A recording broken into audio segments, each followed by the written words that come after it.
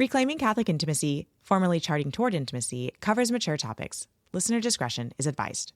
If I were to ask you, what do you struggle with the most with sex? You probably have an answer for that. But I actually want to show you that the thing you struggle with the most is deeper than any of those surface level things like not experiencing orgasm or not desiring sex or things like that. It is deeper and it is actually fundamental to you as a woman. And the thing that your husband struggles with is almost the opposite of what you struggle with the most with sex. And let's get into it. Welcome to Reclaiming Catholic Intimacy, the podcast for Catholic wives that helps you improve your sex life, strengthen your marriage, and embrace God's design for love.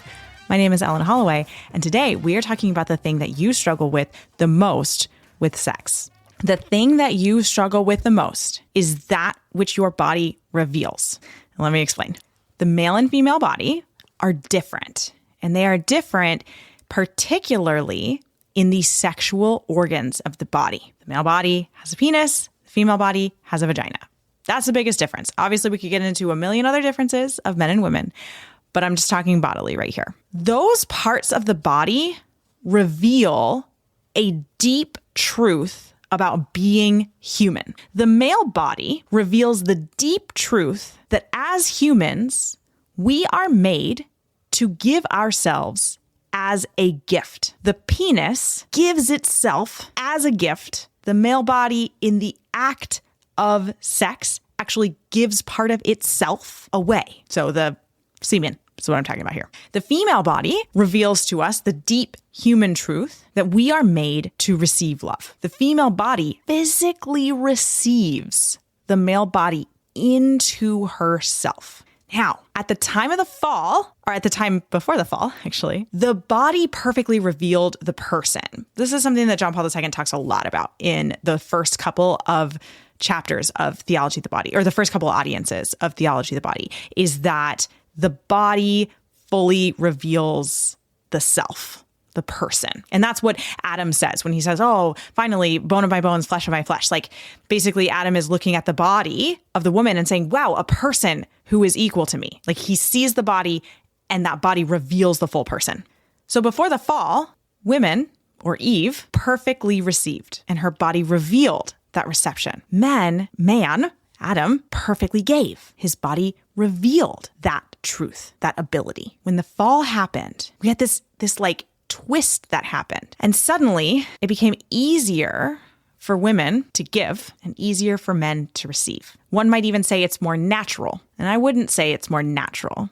I would say it's a result of the fall. It's a consequence of the fall. Because what's actually most natural to a woman is receiving, because that's what her body reveals. And what is actually more natural to a man is giving, because that's what his body reveals. This doesn't mean that as women, we're not supposed to give, and as men are not supposed to receive. I am saying that the body reveals this truth, and that which our body reveals is the thing that we struggle with the most with sex. So ladies, let's think about this concretely. You are really good in your whole life at giving, but how hard is it to even receive the simple compliment that somebody wants to give you about how pretty your hair is? Somebody told me that the other day, and I kid you not, they were like, oh my gosh, your hair is so beautiful. And immediately I started disagreeing with them. I was like, oh man, no, actually, this is just a good hair day. Like I actually showered today and my hair doesn't normally look like this. And like also my hair doesn't even look that good, right? I couldn't even receive. How embarrassing is that? I couldn't even receive the simple compliment that my hair looked nice. If I can't receive the simple compliment that my hair looked nice, then I'm pretty sure I'm going to have a pretty hard time receiving my husband in the deeply intimate act of marital intimacy, of sex. But that is what my body is designed for, is to receive my husband. And in receiving him, I become more of a self-gift to him. But man, I'm really good at giving. And ladies, this shows up for us in sex as well. If you are struggling to receive an orgasm, notice the word that I used there. If you have not yet reached orgasm, I can almost guarantee you it's not a skill issue. The ladies who join my Want It and Enjoy It course, they get into the pleasure module and they're like, oh, I guess a lot of this is pretty self-explanatory, but it's that I need to actually learn how to receive the pleasure. I need to learn how to actually receive my husband's love. And that's how I learn orgasm. Yeah, okay, there might be some minor level anatomy things that you need to learn, sure. But ultimately, it's about receiving. It's about receiving that love. Orgasm is not something we grasp. It is not something that we can get. Orgasm is only something we can receive. And to receive that, we have to give ourselves as full self-gift. But we have to be willing to actually receive. And so ladies, if you can't even receive the simple compliment, then we got some work on receiving that we need to do. Some big, big work. So how are we going to work on this? Really easy. I think you can almost guess what I'm going to say here. How are we going to work on learning how to receive? How about the next time someone compliments you, you smile and you say thank you. You give no caveats. You do not explain yourself. You do not try to disagree with them. You smile and you say thank you. Doesn't that feel uncomfortable? It feels really uncomfortable to think about that. If someone complimented you, oh my gosh, your house is, what great decorating you have. Thank you.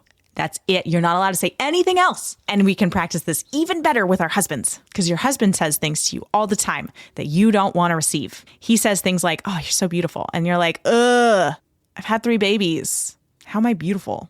What are you talking about? I'm like 20 pounds overweight. How am I beautiful? What are you talking about? I haven't even showered. How am I beautiful? What are you talking about? Right? Our husbands love our bodies and love how our bodies look. And we're so bad at receiving that love and that interest that our husband has. Here's another place that we, in general, obviously, I mean, you're not going to fit every single one of these categories. Although I will say I am talking about past Ellen, because past Ellen struggled with all of these things. So don't feel bad if you struggle with all of these things. Sometimes I still struggle with these things. Another way that we really struggle to receive is we struggle to receive our husband's desire for us. Our brain immediately goes to, oh, his desire is just like base and carnal. It's not good. His desire for me is like, it's bad. It's disordered. Maybe it's even lustful. What if we just received our husband's desire? What if?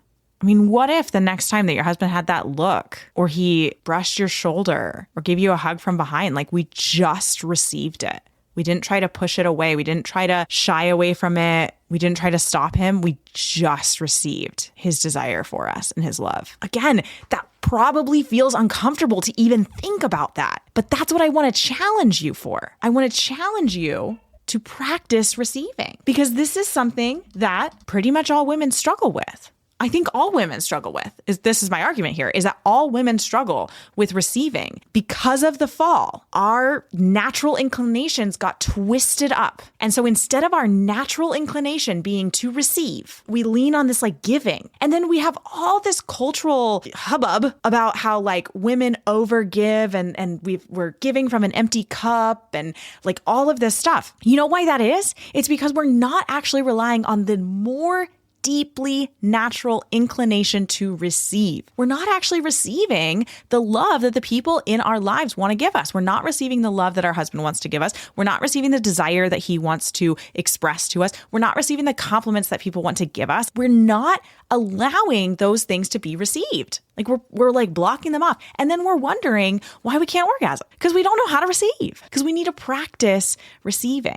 So that's your challenge for this week. Every opportunity that you get, regardless of how uncomfortable it is, you're going to practice to receive, and just receive. Smile and say thank you. Receive that hug from your husband. Don't shy away from it. Receive that desire that he has for you.